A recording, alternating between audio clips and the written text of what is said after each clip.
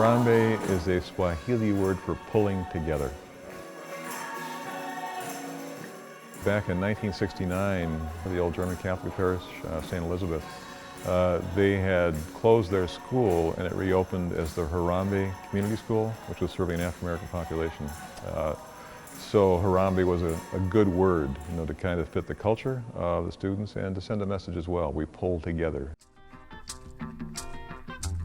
Long, narrow section of Milwaukee from North Avenue to Capitol Drive, so it's almost 2 miles long. Holton Street is the border between River West and Harambee.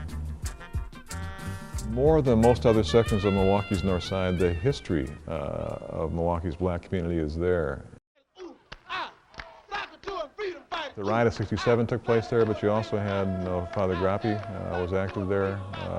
A little bit farther west of St. Boniface, but there was a great deal of activism around open housing and other civil rights causes. Harambee became the home of Juneteenth Day and still is, which is the largest continuous celebration in Milwaukee's African American community. So you had a lot of leadership, in that section of Harambee, and I think that's still the case.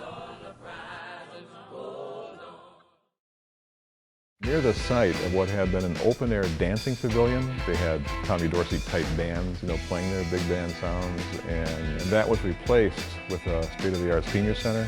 So it's become a real center, a real magnet for especially African-American older folks. The average age of the Rosalettes is 75, and I can only hope to be that energetic if and when I get to be that age. King Drive, that was it was the German communities downtown when it was 3rd Street back in the 1800s. Now the King Drive section of Harambee, you have King Commons, you have MLK Heritage Health Center, you've got growing power there. So what had been a pretty quiet, pretty moribund commercial section of Milwaukee has really come back to life. It's a little like Lazarus kind of rising from the dead. Harambee, first of all, has been a place to live.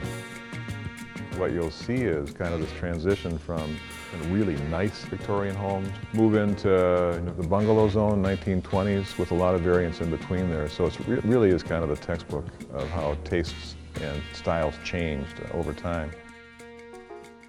For people who aren't from the neighborhood or aren't familiar, they can be uneasy about the neighborhood. It's part of the hood. Like many low-income neighborhoods, people are struggling, and often the first thing on their minds is not, what can I do to make my neighborhood a better place?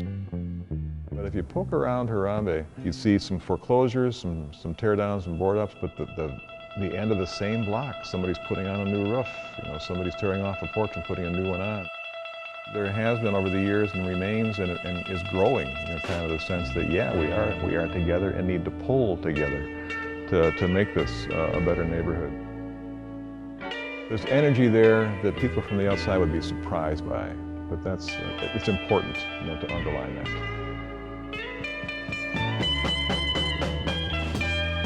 You take my hand and I'll take your hand.